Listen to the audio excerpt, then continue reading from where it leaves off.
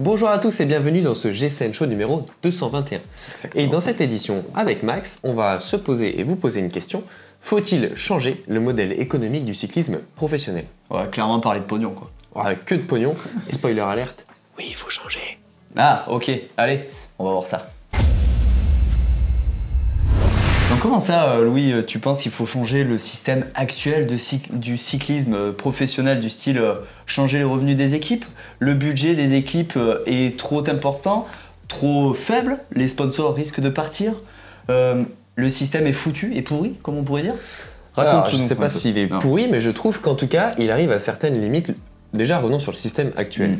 Qu'en est-il? Il y a une fédération qui est censée être internationale, indépendante, qui est l'UCI, la Fédération pour le cyclisme professionnel, et il y a des groupes privés qui sont en fait des entreprises qui vendent des espaces publicitaires que sont les maillots des coureurs à d'autres entreprises qui veulent de la visibilité.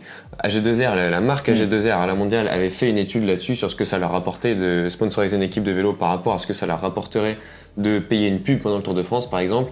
J'ai plus les chiffres en tête et c'était il y a une dizaine d'années, donc je pense que ce serait plus non plus d'actualité, mais le rapport sur investissement était monstrueux par rapport à ce que ça coûtait 30 secondes de télé et payer une équipe de vélo. En gros, c'était vraiment un gros avantage. Et ça en soi, tant mieux.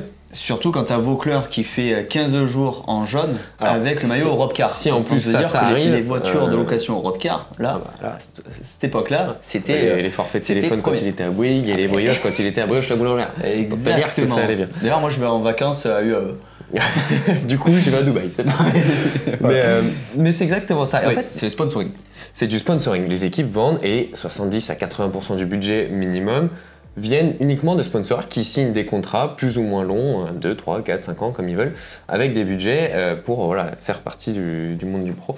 Le problème de ça, c'est que ça repose énormément sur les retransmissions télé, et donc sur le Tour de France, puisque c'est la course évidemment la plus connue et qui passe le plus à la télé, que les gens vont le plus le voir. Et la visibilité qu'ils apportent du coup à leurs sponsors directement sur des grandes épreuves comme le Tour de France. Voilà, en gros, la réflexion est exactement ce que je disais. Au lieu de payer un spot de pub ou un bout de caravane publicitaire, on paye une équipe.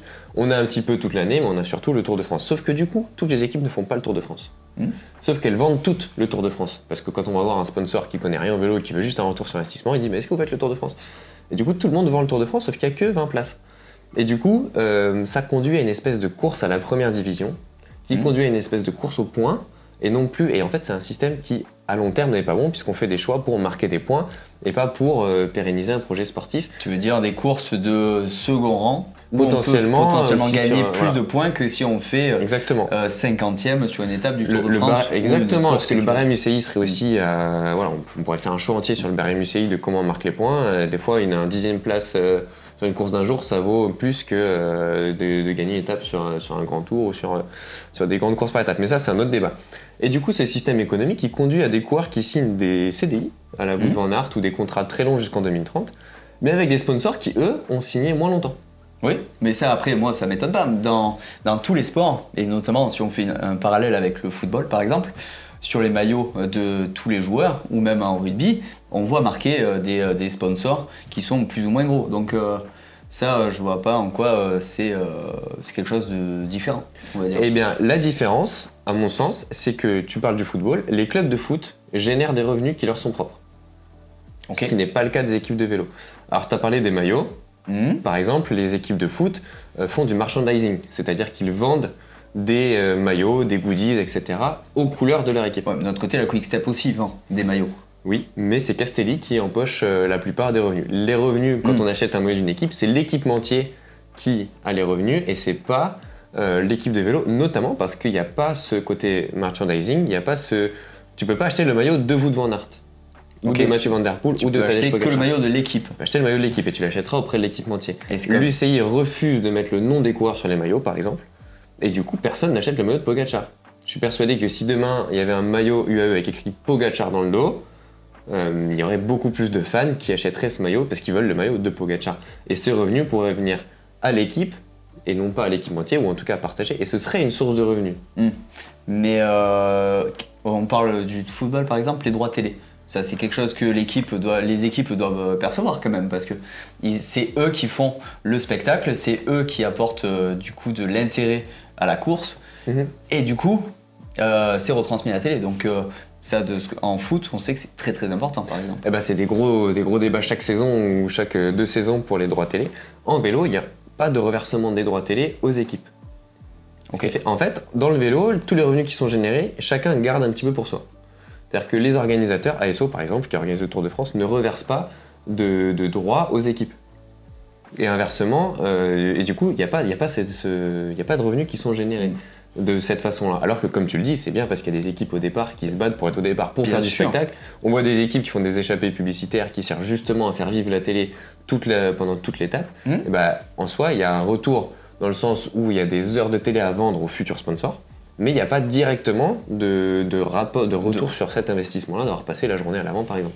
Et si on compare avec le foot, j'ai l'impression d'être un expert du foot, alors vraiment, clairement j'ai jamais tapé la balle. Et si j'ai tapé la balle, c'était sûr pas fait exprès.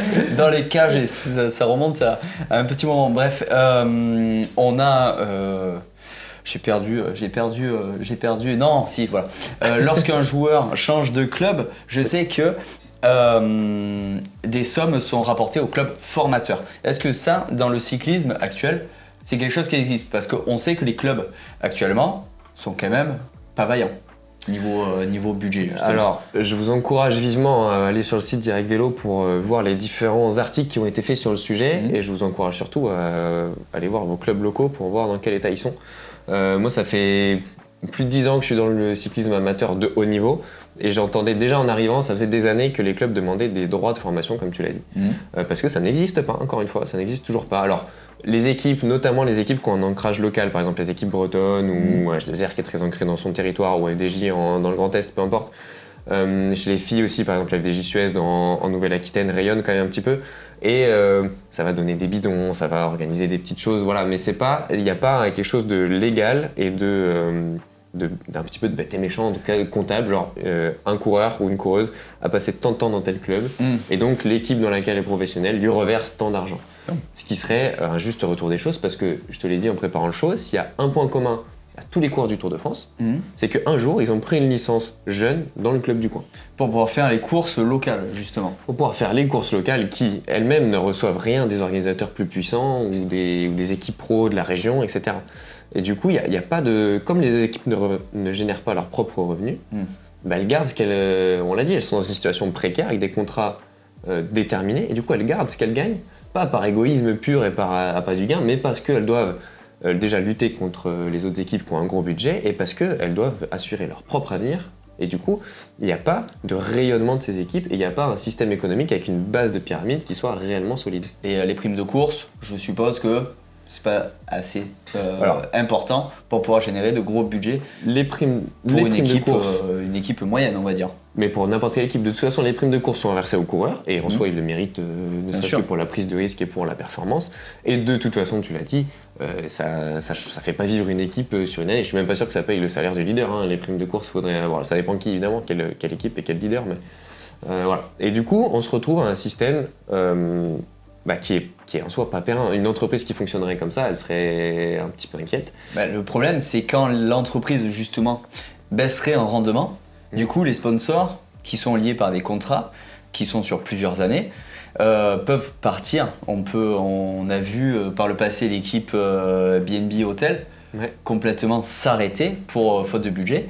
Et notamment, là, j'ai lu comme quoi l'équipe Arkea était en cours de changement de sponsor, en difficulté. Donc, c'est toujours des réflexions compliquées. Moi, je prends l'exemple de Total Energy, qui est une équipe avec un fort ancrage local, un fort ancrage vendéen, et qui a toujours promu la formation et la formation locale. Donc c'est vraiment une équipe qui a une philosophie comme ça, et qui a... tu as cité Thomas Vauclair, on peut citer Pierre Rolland ou Anthony Charteau par exemple, ou Pierrick Fédrigo, qui sont des coureurs qui ont ramené, en partant de la Vendée, qui ont ramené beaucoup de victoires et d'heures de télé sur le Tour de France. Sauf qu'aujourd'hui, faire le Tour de France, c'est difficile. Il faut être soit au World Tour, soit dans les 2 premières Conti Pro de l'année, soit être invité à avoir une wildcard. Sauf qu'avec il y a des équipes qui se créent, donc il y a plus en plus de wildcards, de candidats à wildcard, sauf qu'il n'y en a pas plus à donner. Et pour être dans les 2 premiers Conti Pro ou en World Tour, je l'ai dit, il faut aller à la chasse aux points. Sauf qu'aller à la chasse aux points face à l'UAE, c'est compliqué. Donc c'est compliqué d'avoir des points, c'est compliqué d'avoir des wildcards, donc c'est compliqué de faire le Tour de France. Et Total se retrouve dans une situation à devoir renier un petit peu son identité et ce qui a fait sa réussite par le passé, son âme exactement, pour prétendre au Tour de France, pour continuer à vendre ça aux sponsors. Et du coup, on se retrouve avec une équipe qui, pour le coup, faisait clairement rayonner le cyclisme dans toute la région dès les plus jeunes, parce qu'eux, ils redonnaient, pour le coup, vraiment à tout le monde et à tous les étages de la pyramide. Ils se retrouvent coincés. Et ce modèle-là, qui a des valeurs, a du mal à exister face à des armadas qui fonctionnent, des sponsors issus du pétrole. Donc en soi... Mais c'est ça, j'ai vu en plus que notamment Total était en compétition avec l'équipe Tudor, justement pour l'équipe pour le Tour de France l'an prochain. Et c'est pas gagné. Et sachant que s'ils perdent leur sponsor, la masse salariale et le budget d'une équipe, par exemple, chez Arkea, c'est 30 coureurs dans l'équipe pro. Ouais. C'est 20 coureurs dans l'équipe continentale et c'est 14 femmes, 14 coureurs, coureuses dans l'équipe féminine. Plus du coup le budget de tout le matériel. Le staff. Qui est monstrueux. Plus le staff, les véhicules. Les sponsors participent, mais c'est monstrueux le budget. Pour une équipe qui est sur une envergure moyenne. C'est pour ça que du coup le moindre sponsor qui s'en va ou qui réduit la voilure parce que c'est sa volonté commerciale, marketing ou parce qu'il ne peut plus non plus, ça met tout de suite à mal toute une équipe alors qu'en soi des fois c'est pas forcément des grosses sommes qui s'en vont par rapport au budget global d'une équipe, mais le moindre, on a vu aussi ces dernières années l'augmentation d'un prix, un déplacement ça a coûté beaucoup plus cher qu'il y a 5 ans et du coup et ça c'est des choses que tu prévois pas quand tu signes un contrat et qui peuvent te mettre dans le jus. Il faut remplir les pleins des poids lourds. C'est la faute de Total Energy, ça. On y revient. Le cercle. Il est complet. Bon, ok. Et est-ce qu'il y a des solutions pour améliorer ça? Parce que, changer le système, mais comment? Bon, déjà, donner un peu de la part du gâteau des droits télé, plus le droit à la formation des clubs, parce que ça encouragerait les clubs en plus à former. On aurait des meilleurs coureurs, éventuellement moins chers à la fin, parce que du coup tu le récupères pas quand il est très fort, mais tu le récupères à la toute fin de sa formation. Donc au final, ce que tu reverses au club, ça t'assure sur plusieurs années d'avoir des coureurs talentueux et un petit peu moins chers quand ils sortent de chez les jeunes. Donc tu l'as dit, droit télé, droit de formation pour les clubs, merchandising, je ne vois pas pourquoi on ne mettrait pas le nom des coureurs sur le maillot. Qui revient à l'équipe. Qui reviendrait au moins en partie à l'équipe. Là, à l'heure actuelle, je pense qu'il y a des pourcentages clairement, mais c'est sûr que c'est pas l'équipe qui vend. Tu l'achètes sur le site de la marque. Ça, c'est certain. Tu l'achètes pas sur le site de l'équipe la plupart du temps. Mais dans tous les cas, ça assure, ça pérennise le partenariat. Alors, pour le coup, c'était BB Hotel, BNB Hotel, qui était très fort pour ça. Vendre des goodies, on voit encore aujourd'hui des drapeaux BNB Hotel, et ça, je pense que c'est quelque chose qui était à creuser. Ça se fait aussi chez les amateurs, le Team Breakback Cotentin, par exemple. Dans lequel je faisais partie ces 2 dernières saisons, essayent de développer un business model en proposant, ils ont acheté des locaux, mais pour les financer, ils proposent des formations, des locations de salles, des formations de mécano, etc. Des formations de BPGEPS, de diplômes liés au vélo, dans ces locaux pour autofinancer les locaux, par exemple. C'est plutôt pas mal. Et c'est très intéressant. Il me semble que tu as repéré aussi un autre concept. Oui, un projet très intéressant qui s'appelle Ma Petite Entreprise. Je vous encourage à aller voir le site internet ou le compte Instagram. C'est une chanson, ça. C'est une chanson. Et ce sera peut-être... peut-être que cette équipe ne connaîtra pas la crise, puisqu'ils ont l'objectif de créer une équipe continentale en 2026, à faire évoluer pour aller faire le Tour de France en 2030. Très haut niveau, quand même. Qui est déjà professionnel, en tout cas. Et ce qui est intéressant, c'est que... des projets comme ça, il y en a, mais ce qui est intéressant, c'est que ça fonctionnerait, ça fonctionne d'ailleurs, puisque le projet est déjà lancé, 100% avec des artisans, des PME et des TPE, sous le modèle d'un financement participatif. Donc sur une échelle moyenne, on va dire. Avec un sponsor majeur. Non, pas avec un seul sponsor majeur, mais avec plein de petits sponsors. Il y a évidemment plusieurs niveaux, donc 4 niveaux d'engagement. Je suppose que si quelqu'un veut mettre plus, il pourra. Je pense pas qu'on refuse. Mais du coup, c'est un financement par petits bouts qui permet à tout le monde de jouer, à tout le monde d'être présent, et à la fin de réunir un budget suffisant pour une équipe pro. Et s'il y en a un qui s'en va, finalement, on perd un petit bout. Et pas ce qui fait tenir l'équipe debout. Du coup, il y aurait aussi un engagement, donc une équipe féminine, une équipe masculine. Il y aurait la création de ruches, donc qui est un engagement écologique aussi. Et il y aurait, eux, ils prévoient dans leur budget de reverser 10% au club formateur, justement. Donc ça serait un système quand même beaucoup plus ouvert, on va dire, et beaucoup plus crédible au niveau pérennité. Le seul problème, c'est que, ton financement... il est ce qu'il est, mais moi ce que j'ai peur, c'est que pour atteindre des budgets comme celui des équipes à l'heure actuelle, pro, il va falloir démarcher un paquet de petites entreprises. Et bien pour ça, on compte sur vous, comme ils disent. Non, parce en tout cas, un budget d'une équipe World Tour à l'heure actuelle, c'est combien? Eh bien, ça va, tu cites Arkea par exemple, qui se situerait entre 12 et 18 millions d'euros, selon si on compte les véhicules, les locaux, voilà, selon comment on calcule, c'est des estimations, jusqu'à plus de 60 millions d'euros pour UAE. Donc Arkea ne peut pas lutter aujourd'hui face à une équipe qui a 5 fois plus d'argent. Ça, c'est quelque chose qu'on peut tous relativement comprendre. Donc, il faut trouver d'autres solutions et d'autres projets. Peut-être que cette équipe, ma petite entreprise, dans un premier temps, n'aurait pas vocation à gagner le Tour de France. Mais si elle a un ancrage local, si elle a un projet derrière qui soit durable, ambitieux, écologique, peut-être qu'elle peut véhiculer d'autres valeurs comme continue de le faire Total Energy, Europcar, Bouygues Télécom par le passé, par exemple. Et du coup, véhiculer d'autres choses et amener d'autres coureurs au haut niveau. Parce que tout le monde n'a pas vocation à gagner le Tour de France. Et il faut revaloriser ces projets qui ne sont pas là pour gagner le Tour de France, mais c'est quand même des athlètes de très haut niveau qui ont leur mot à dire, qui ont quelque chose à faire sur un vélo, et à qui il faut continuer à donner cette chance pour ne pas avoir que des Pogacar qui tirent la couverture à eux toute la saison. Donc voilà, allez voir ce projet Ma Petite Entreprise. Je pense que c'est ce genre de projet qui peut amener plus de pérennité et plus de sens aussi au cyclisme professionnel, parce qu'on n'a pas très envie de voir Ineos et UAE se battre en duel pendant 10 ans avec un ou deux coureurs et des pétrodollars avec des équipes françaises qui suffoquent et un niveau amateur qui s'effondre. Ouais, nous, ce qu'on veut, c'est la bagarre. C'est le coup de gueule de GCN. C'est ça. Bon, écoute, sur ce long et passionnant sujet sur les équipes, et j'ai hâte de voir un peu ce que ça va donner dans le futur. Mais avant de passer au futur, on va passer à la planète vélo et aux news de la semaine, justement. Et dans les news de cette semaine, déjà, il y avait le championnat d'Europe de cyclocross. En Espagne. Je sais pas si tu l'as vu d'ailleurs. J'ai pas trop vu, mais oui, c'était là. Et c'est Thibaut Nice qui remporte le titre chez les hommes. Bon, après une course quand même assez agressive. Hein. J'ai vu. C'est un coureur fantastique, agressif à gros caractère sous les yeux de son père. Et surtout devant un Espagnol. J'ai pas souvenir d'avoir vu un Espagnol à ce niveau-là, donc qui à domicile va faire deuxième. Donc belle performance. C'est ça. Du coureur espagnol. Chez les femmes, c'est Fem Van Elpel qui remporte le titre, et aussi petite surprise, et une surprise qui fait plaisir, chez les Françaises en U23, donc chez les jeunes, c'est Célia Géry qui remporte la course, donc ça fait plaisir de voir une Française championne d'Europe de cyclocross.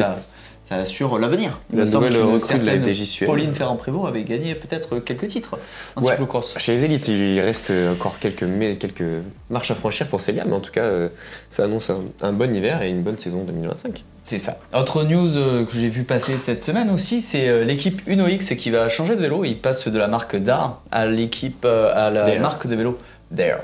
À l'équipe, à la marque belge Ridley. Et ça, c'est c'est plutôt une bonne chose. Par contre, j'ai vu sur Instagram, c'était la page Cycling Gypsy qui est là pour nous dénicher des pépites photos. En fait, qui travaillait sur un nouveau vélo Ridley complètement aéro. Je vous ai mis la photo. On n'a pas le bon cintre dessus, clairement. C'est quasiment un vélo de contre-la-montre. Honnêtement, je trouve ça pas très beau. Non, mais à voir, c'est bien de voir qu'une marque comme Ridley fait évoluer encore ses vélos, que ce soit en gravel ou en vélo aéro. C'est vélo de chrono, nouveau vélo de piste, un vélo de gravel agressif. Donc c'est une marque qui va de l'avant. Alors là, on en revient au modèle économique. C'est une marque qui propose en Belgique tout un système de soufflerie, de RD qui fonctionne en interne. Ils ne font pas appel à des extérieurs. Eux, par contre, proposent leurs services à d'autres. Et du coup, ça fait quelque chose de plus durable, parce que Ridley n'est pas une marque qui vend énormément de vélos par rapport, à Specialized ou Trek ou je ne sais quoi.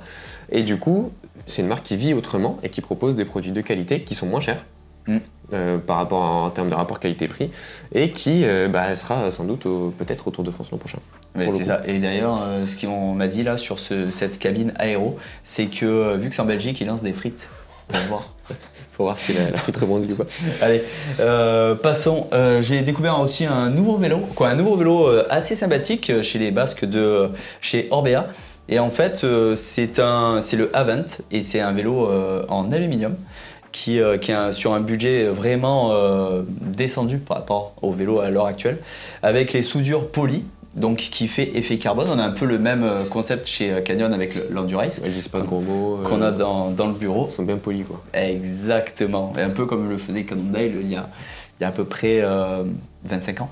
Et non, c'est un vélo qui paraît moderne. En plus, on rajouté une box de stockage pour les outils complètement intégrée au cadre. Ça évite clairement de mettre une sacoche sous la selle parce qu'on achète un vélo et en fait, on est obligé d'acheter plein d'accessoires. Là, au moins, c'est déjà intégré. C'est vraiment une bonne idée.